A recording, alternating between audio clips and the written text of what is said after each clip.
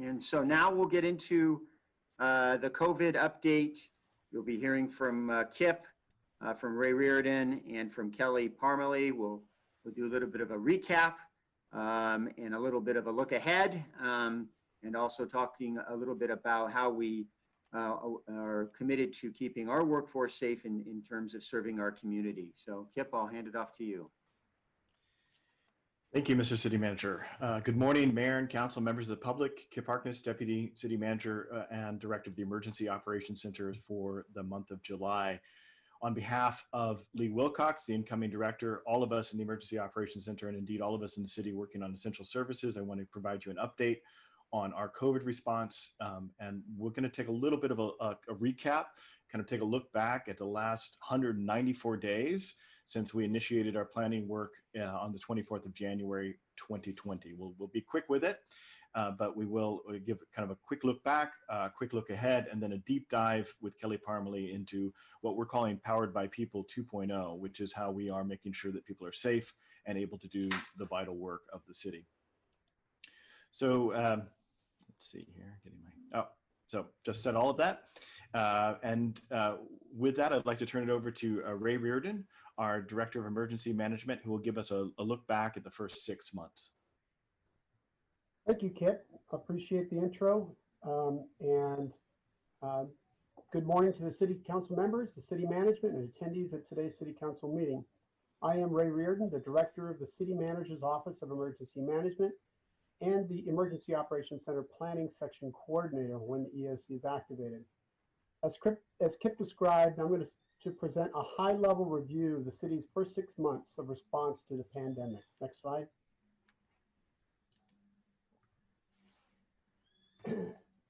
Six days after the city had activated the pandemic management plan, we held this training for the City Council on January 30th.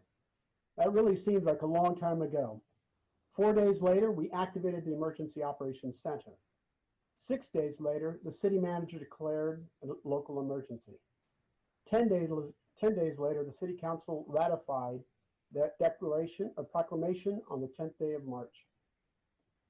To remind you, the purpose of the Emergency Operations Center is to provide certain actions. It's to provide a central command and control facility responsible for carrying out the principles of emergency preparedness and emergency management, or disaster management functions at a strategic level during an emergency, and ensuring the continuity of operations of the political subdivision is carried out. The EOC is responsible for strategic direction and operational decisions, and does not normally directly control field assets, instead leaving tactical decisions to lower commands. And the common functions of the EOC are to, number one, collect and gather and analyze data, make decisions that protect life and property, maintain continuity of the organization within the scope of applicable laws, and lastly, to disseminate those decisions to all concerned agencies and individuals. Next slide. The most critical component of an emergency operations center is the individuals who staff it. Here, these are pictures of where we activated the Emergency Operations Center in the City Manager's Conference Room as we started out. The staff must be properly trained and have the proper authorities. They must be capable of being agile, pivoting, and thinking outside the box. The EOC's primary function during an emergency is to support the field. For our planning section, we spent many hours conducting on-the-job training, as 80% of those who joined the EOC had no previous training or experience. We also, collectively, had to adjust to the virtual world. Next slide. We had to make sure we had the right people serving in the right roles. And in some cases, it meant reassigning staff to work where they were not typically expected to. As disaster service workers, employees are obligated to remain at work, return to work, or be reassigned to serve where they can assist. Staff were provided personal protective equipment as needed, trained to do the work at the moment, and provided safety protocols to ensure their health. At the height, we had over 713 people assigned to the EOC or to support the services directed out of the EOC missions and objectives. Today, we have 344 continuing in the effort. Now, I do need to recognize employees were not the only ones assisting in the efforts, as many volunteers provided support. along with the National Guard and the California Conservation Corps, who also assisted. Next slide. Since March 4th, when we activated the Emergency Operations Center, we've had a long response. 22 weeks overall, or 154 days, and that's in the activation of the EOC. When you look at the planning, it's been longer, as Kip identified. 130 of those days were specifically in our stage 5 or extremely high response, shown in the red markings at the bottom. Along the bottom, you can see how we progress through stages 1 through 5, as identified in our pandemic response plan. And the brown line in this graph represents the cumulative number of cases, and the blue lines indicate the number of daily reports provided each day on positive cases. Please note that we started our planning activity in January, long before the county started identifying the counts of cases. Our progressive plan used specific benchmarks or trigger points, and a most significant trigger was the county health order. Our plans were designed to be dynamic and adjust to what the science was telling us. As the orders changed, so did our position in response. During a major response to in the red, we began to plan for recovery, and resilience in the other stages of 6 to 10. While we moved to stage 6 into stage 7, we had to return back to stage 6 shortly after the 4th of July weekend due to the number of cases and public health order requirements. Thank you, Kip. Next slide. How did we keep ourselves organized and on track? We started, it's called the Emergency Action Plan. It kept us on track and organized. We started first with weekly reports. And what the EAP, Emergency Action Plan, is established to do is establish our rhythm, focus our operational plan for that period of time, identify staff to accomplish the work, and identify the accomplishments of each period. The most recent Emergency Action Plan is 150 pages long. Here's an example. It covers everything from tip to tail. While we did not expect to write War and Peace during these EAP documents, the intention is that we document our objectives, our accomplishments, and helps us with recovery as we continue forward. Next slide. We have followed these 3 principles since the start, and they are started on the cover of each of the emergency action plans. Compassionate action, open, candid, and direct communication, and one team.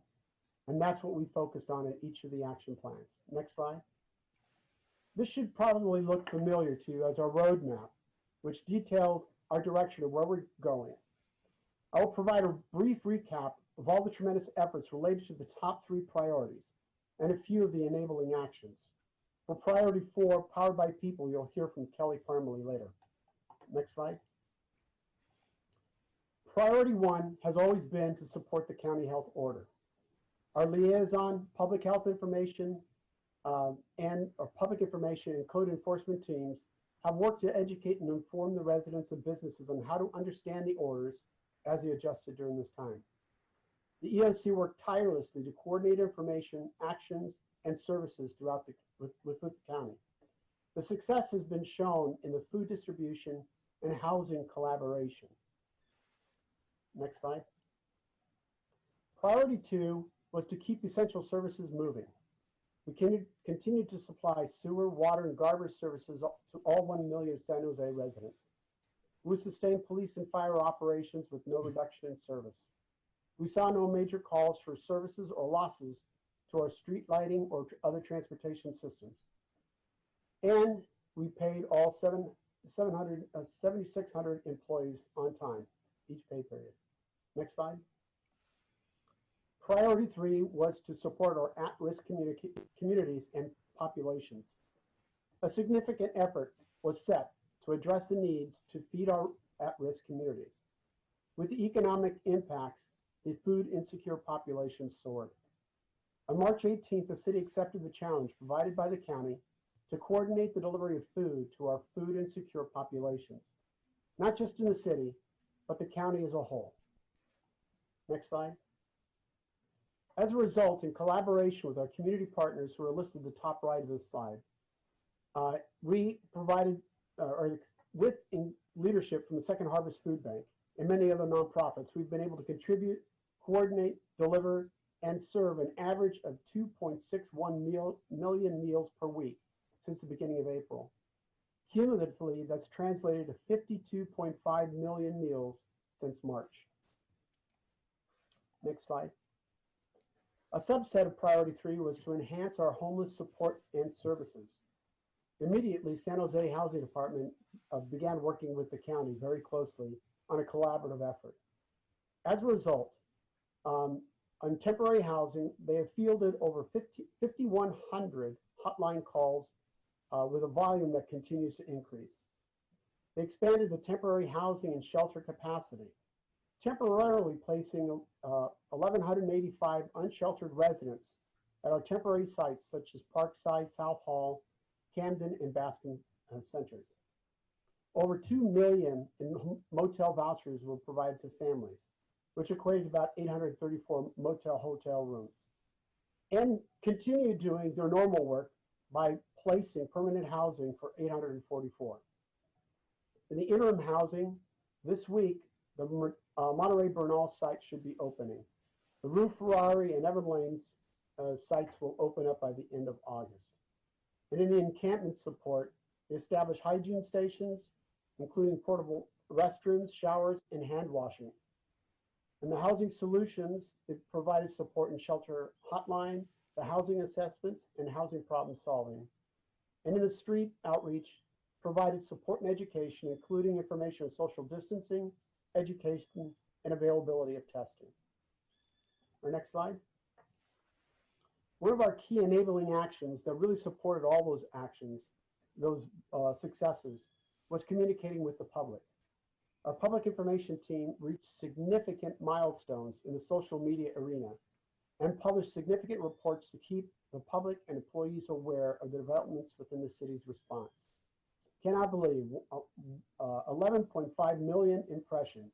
That's a tremendous amount of work. Next slide. COVID-19 has presented the most impactful emergency that local, state, and federal and global responders have ever seen. With this unprecedented emergency, the old way of response and recovery was modified, and we initiated recovery during the emergency response. State and federal agencies offered assistance early and often in terms of the information and availability of the funding. FEMA even created an opportunity for expediting applications for funds, and there are additional packages being developed beyond the original coronavirus relief packages. The challenge has been in understanding what the different eligible sources are and what qualified activities can be, as these requirements and the definitions have changed since the delivery of the funds. Additional federal resources are expected. Next slide. In addition to the many activities noted on our roadmap, the city also took on testing support at the Verily site and creating a city focused on digital inclusion. For the Verily support, we want to point out that with an adjustment to service delivery, the total number of tests completed has come to 15,386. And for digital inclusion, yesterday's press conference described our agreement with AT&T, the 1,100 hotspots that will be deployed, including 3,000 for checkout at libraries. Also discussion included the implementation plan forthcoming. Next slide. While the COVID emergency is not over, we did initiate efforts to capture the successes, challenges, and improvements we need to make for the future response to COVID. This will help us take an objective look at what we've done thus far and be sure our path forward is focused on equity and our vulnerable populations, including those with access and functional needs. A contractor has been selected with Constant Associates, and the effort will include input from internal staff and our collaborating agencies. Next slide. Not only do we need to think about how to adjust for the continued COVID emergency, we need to be acknowledging the preparedness planning and training necessary to respond to the potential power shutoffs, fires, and floods in our future. My report was not comprehensive or detailed, but outlined the major initiatives the city accomplished during the 6 months of response. Season 1, as we've come to call it, was an uncharted international pandemic, and response was adjusting. The cast and characters in this show have been amazing. I'm going to turn back to Kip to take a look at Season 2. Thank you, Ray. As we look at what comes ahead, I want to take a quick recap of July and then a little bit of looking forward at what we think we might see over the next 6 months in particular. And then, as I said, we'll do a deep dive with our people. So Ray's mentioned our roadmap continues to guide us and be our North Star, pointing us to those things which are most important. During July, the nation as a whole saw a significant increase in cases and a broadening of the areas affected by the virus. Here in Santa Clara County, we also saw increases with cases, though not at the level seen in other parts of the country or California. And we now see some initial positive signs that the new numbers of cases are coming down from the July high point, though they remain higher than they have been in previous months. A new risk-based county public health order was announced on July 2nd and went into effect briefly the morning of July 13th, only to be pulled back the afternoon due to state guidance as the county was being placed on the watch list. When the county is removed from the watch list, that order will take full effect and move us along, if you will, to the next stage. During that time, we've communicated with all businesses in the city that have paid their business taxes about these changes and will continue to do so as the orders evolve, as well as general public information. We've refocused our EPIO and compliance branch efforts on the goal of safety for our community and are working on additional proactive campaigns to support compliance with public health orders, especially for our most vulnerable populations. You'll see a lot of effort around this in the coming weeks and months. We launched new weekend and evening hours at the Free Verily testing site, and as Ray mentioned, I believe the final number is actually over 16,000 tests. As of this week, the county is taking full control of the site and moving the site from the Powell Stadium to Mount Pleasant High School. The new site will initially continue to be appointment only, but with the intent, I believe, of adding no appointment walk-up capacity with language support. We continue to work with our county partners, supporting supported isolation and sheltering for individuals. Also in July, we continue to provide, of course, all essential services from fire to wastewater treatment, and have had to find new ways to provide many of these or expand them as we have been providing them. We did some additional openings in parks and signage around the amenities and how to use them safely. We continue to support development services and construction in our city. We are on track to schedule more than 90% of the inspections that were postponed due to COVID-19, and our weekly inspection rate is now consistently 90 to 90% of the amount that we were doing pre-COVID. We'll provide more information on development services at a later 3.1 in August, as well as at the Council Committee on Development Services scheduled for 27th of August. Community Engagement Branch conducted several successful pilots and trained over 77 city staff on how to ensure we can continue to hear from our community while staying safe. As an example, we believe we are the first city in California to conduct a virtual planning commission meeting. Our alfresco work continued, revising our zoning and planning codes to support outdoor alfresco dining on streets, parking areas, and parklets. The specifics will come before council in a separate item today. And in our Camp San Jose Strong, we served 874 children safely, including 522 of them who were scholarship recipients. In the area of supporting people at risk, during the month of July, we continue to support our most at-risk populations and communities. In partnership with Second Harvest and many community organizations, as was mentioned earlier, we've been serving meals, and they reached a total of about 11 million meals in the last 5 weeks. We continued construction on 3 bridge housing sites, and that will provide beds for more than 300 individuals when completed, and are working closely with hundreds more to find other shelter placements and other permanent placements as well. We launched an encampment support program, including dumpster pilots. A more in-depth briefing on that item will take place in August, again at a future 3.1 item. We also had progress with digital inclusion, as was mentioned, the 11,000 AT&T hotspots, which you've heard about. Again, more in-depth briefing on that will also take place later in August. So a quick look ahead. As we look ahead to the next 6 months, to quote Dr. Cody, we know it's only going to get harder. We now know more about the disease and know more about how to respond as a team. There are positive signs that one or more of the vaccines currently under development through the Warp Speed project will be both safe, effective, and scalable. And some of the companies producing the vaccine candidates are moving aggressively now to scale production to be ready to roll out a vaccination campaign soon after anticipated approval. But that approval is not likely until early next year at best and is far from a certainty. And even a well-coordinated and well-funded vaccination campaign will take time to reach everyone who needs it. In the meantime, social distancing, wearing of face coverings, being outdoors rather than in when possible, avoiding gatherings, and enhanced hygiene practices must continue if we are to protect ourselves. Again, it will get harder in the next 6 months. This is because restarting city services safely is harder than closing them down. This applies equally to businesses of all sizes. All of us, including those working in the EOC, are tired, stressed, mentally fatigued. The GDP for the nation has shrunk at a rate previously unseen and unrecorded. Unemployment, only recently at historic lows, remains extremely high, and supplemental unemployment benefits of $600 a week have lapsed and may not be fully renewed. People are running out of resources and support and are at risk of falling into the margins. Eviction protections may end. This could result in a wave of evictions, and even without evictions, many people will be faced with large deferred rent payments.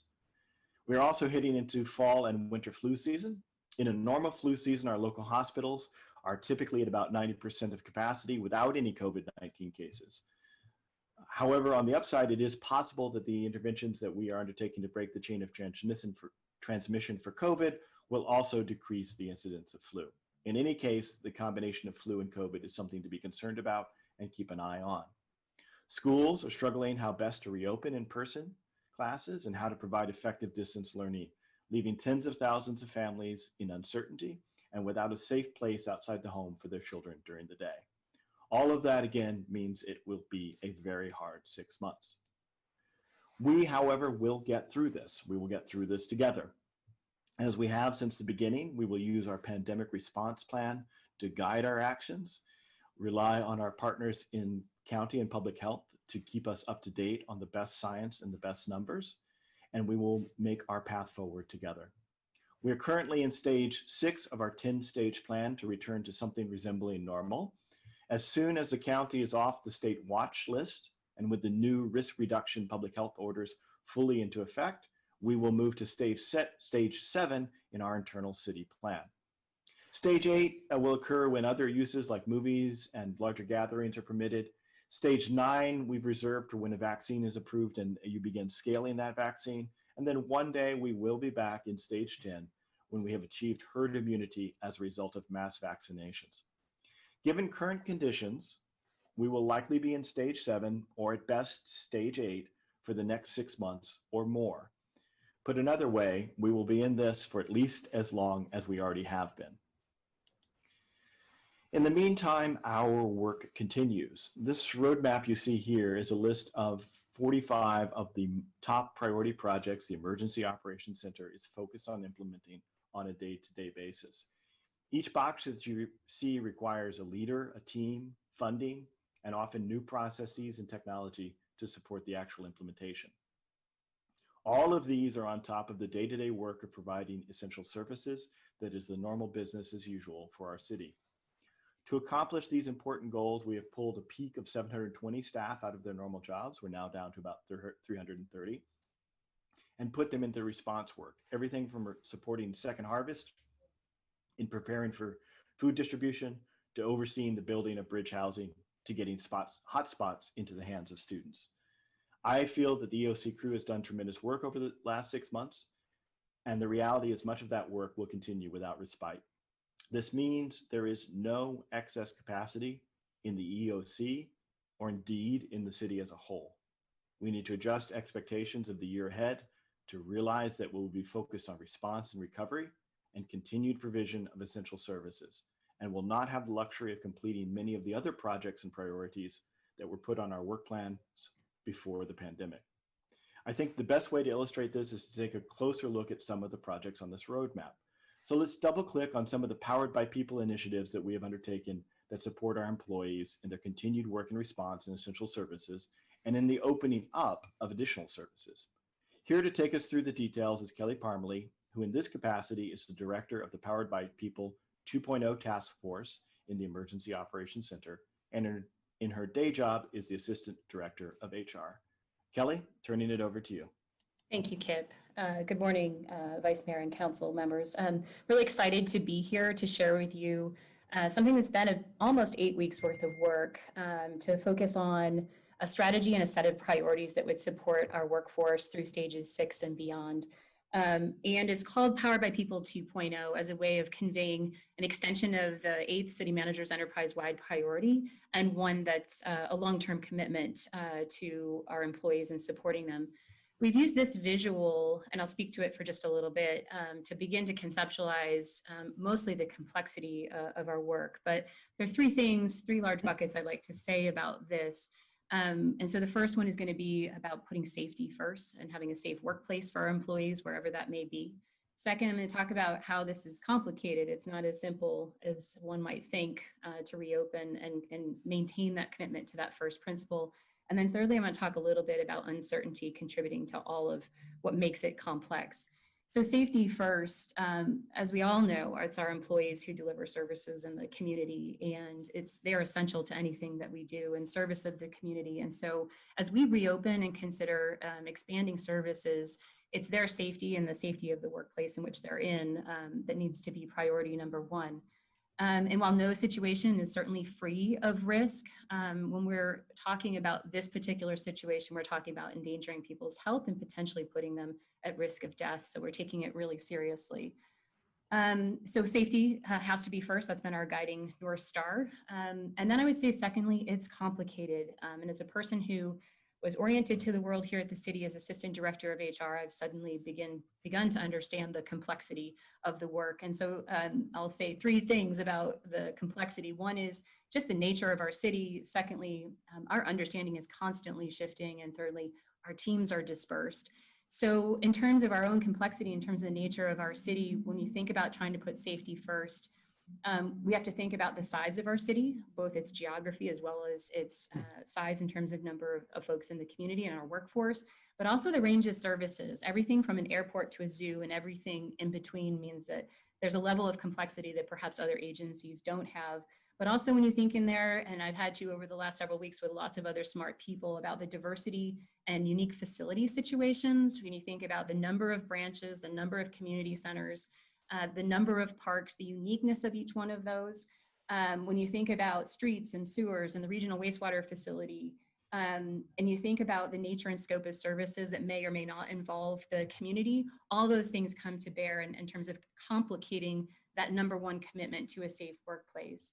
And so when you think about that, there isn't a cookie cutter answer to establishing a safe workplace that involves both the behaviors of employees, supervisors and leaders, as well as the physical location that they might be in. And so thinking about the right space modifications and then not creating additional hazards for employees, thinking about the safety protocols that may actually vary down to the individual job level. And so you might start with a general code of safe practices and have to create special ones. The training that's in need to instill behaviors that often feel awkward in a workplace or out in the community when you're delivering a service, so that we get those behaviors that will minimize the amount of spread of COVID. The right equipment protection, there are some basics, but then there are some folks that have some specialized equipment needs and making sure those are available and readily available. And then a series of policies that ultimately we'll have to consider either to create or to modify. The second thing, in addition to just the nature of our large city, is that our understanding is shifting on a daily basis. And Kip has done a great job at not only sharing with you all the complexities of it, but certainly our workforce and our leaders here. As a novel virus, that's exactly what it is. It's novel, and we're learning on a daily basis. Taking and getting what we can from the county, interpreting it, and then trying to put that into place in the most effective way. Talk to many folks in the safety branch, and they'll tell you we'll start out with one understanding on one morning and then a totally different understanding at 10 o'clock at night. And so we got folks who are being vigilant about that interpretation and making sure that we can execute on things that are going to keep us safe. But with that shifting sand, it also adds to the complexity. And so the other part of the complexity that I'll mention, and I have some rough estimates, don't hold me to these in terms of precision, but we have to remember that our teams are dispersed. So we have up to about 40% of our folks working remotely. If you're talking about full-time employees, about 40% in the field. That could be a range of circumstances from parks to the regional wastewater facility to folks doing some inspections. So you can, and out there working the streets in terms of pavement, whatever it happens to be out in the community. And then about 20%, maybe a little bit less than that, who are actually in a physical workplace. So when you think about the complexity in that way, the nature of our city, our understanding is shifting and our teams are dispersed. There's a lot of things that we needed to think about and continue to evolve and have emerge as we move forward. The last thing I'll say, in addition to safety first, and it's complicated, is the uncertainty that all of us can relate to, and it's palpable for our workforce. I've been talking about, and don't get to use this term very often, so I'll use it in this public forum, but I think we all have to acknowledge that we're in a collective liminal space, that betwixt and between space where you're on a threshold and you're not where you were, but you actually are trying to figure out how to get to somewhere else. And so not being able to go back and not quite being sure of going forward is a difficult and complicated space that everybody internalizes and interprets and manages differently. And I think all of those things add to the complexity of what we're doing, but an absolute stalwart commitment to a safe workplace.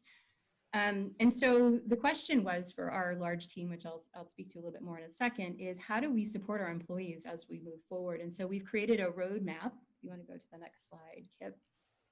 That starts with 4 main objectives. I've talked quite a bit about a safe workplace, but just again to remind folks that facility modifications, I've learned, are actually not simple things. Some of them more straightforward, but you might get the wrong plexiglass in the first instance and have to go back and put a different plexiglass in.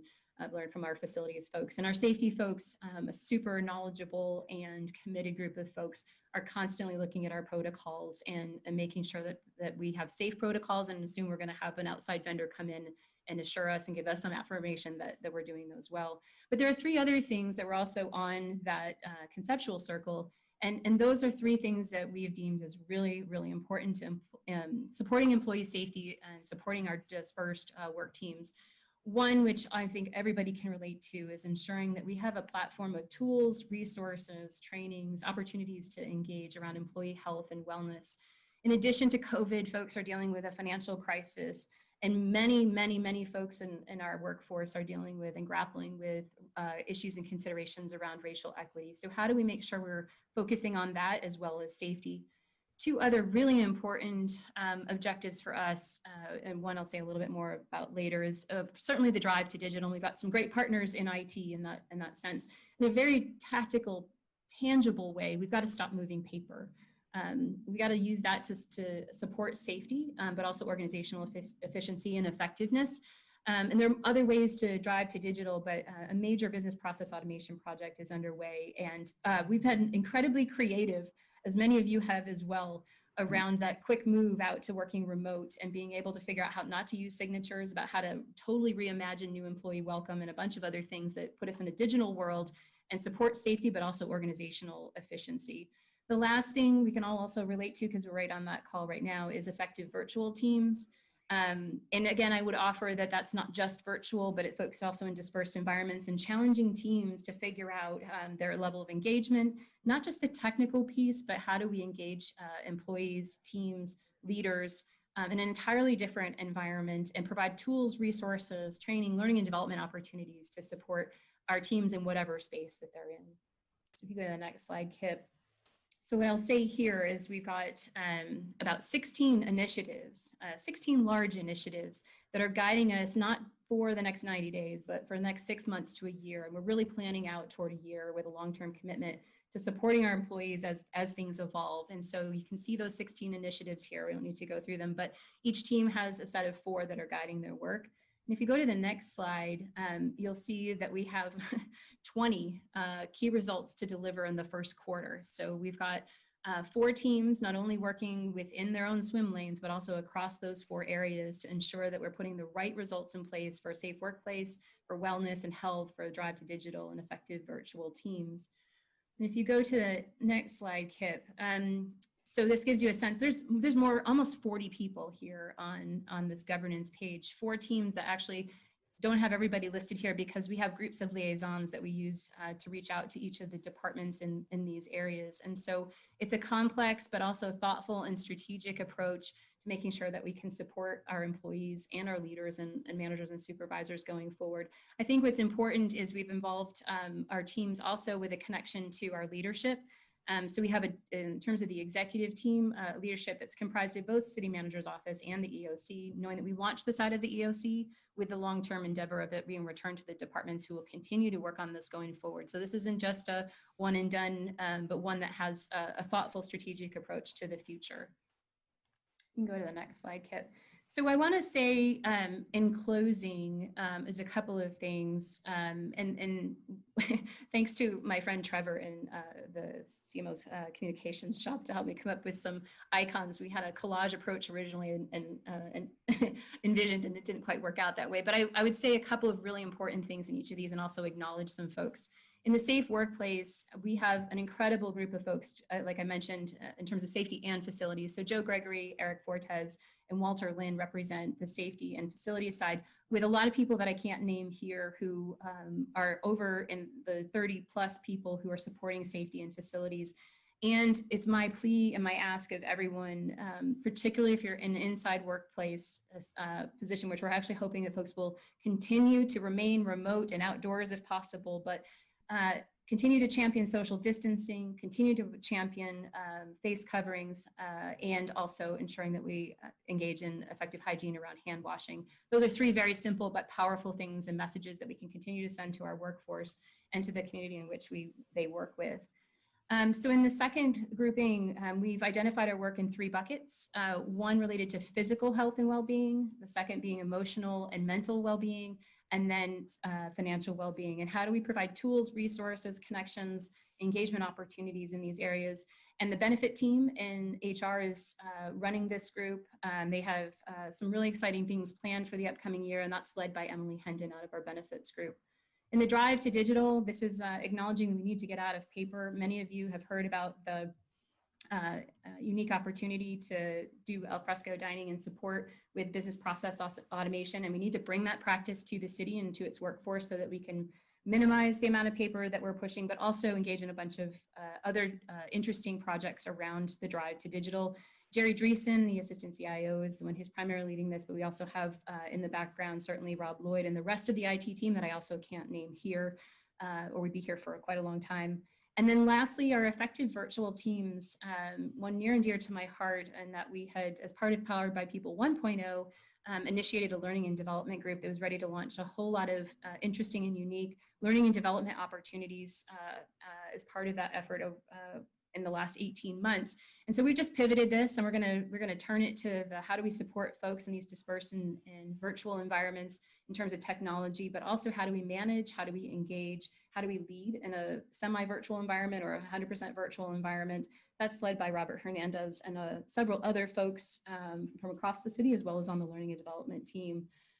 So those are just a highlight of a few things going on. I will say it is impressive that in terms of effective virtual teams that our EOC is entirely virtual. We've participated in many meetings, and it's effective and it works. And it also is a #1 opportunity to keep us all safe. And so happy to have that EOC illustration as an effective virtual team. So that's what I have in terms of supporting a thoughtful strategy and set of priorities going forward for our workforce. Thanks, Kip. Thank you, Kelly. As you can see, those are, again, 4 out of the 45 boxes on our kind of EOC roadmap. You can see the complexity that's required to do this work well, and how much is emergent and evolving as we learn more about where we are and where we'll be. So we'll continue to keep you informed in doing these sort of deep dives in 3.1. There's a preview of updates that you'll hear later in August, not in this one.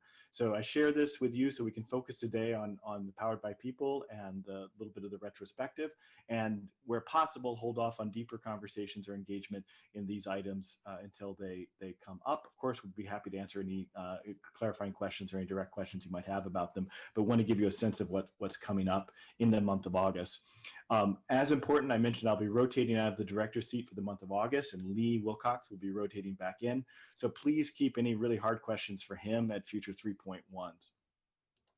So in closing, I think it's useful to go back to first principles. Ray mentioned these, and these are the principles that have guided us from day one.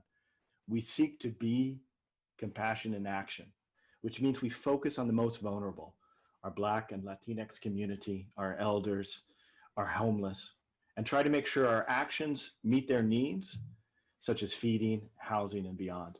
We seek to be open, candid, and direct, which means facing the brutal facts, speaking directly to the issues and problems so we can learn and quickly pivot to solutions.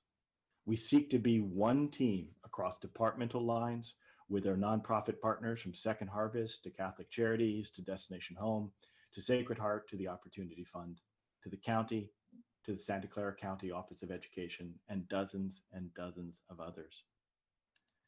I wanted to close with this image. It's a block print I carved back in March in the early days of this. And for me, it represents what I'm coming to think of as our COVID year. Now, 6 months in, we are not done with this long and most difficult emergency. Far from it. The public health storm continues. The economic storm continues. The fiscal storm continues. Our most important leadership task is to support the most vulnerable in our community, to ride it out through these storms as best we can. So 6 months in, we, the crew of the Emergency Operations Center, rededicate ourselves to the hard work ahead of us with a steady hand on the tiller and a clear eye on the horizon. And we seek in all that we do to act with compassion, candor, and as a team. On behalf of all of the crew of the Emergency Operations Center, and indeed all of our city departments working hard to provide essential city services, thank you for this opportunity to serve our community. And with that appreciation, I conclude our presentation, turn it back to the city manager. Thank you, Kip, and thank you, Ray, and thank you, Kelly. And Mayor, we are available for questions.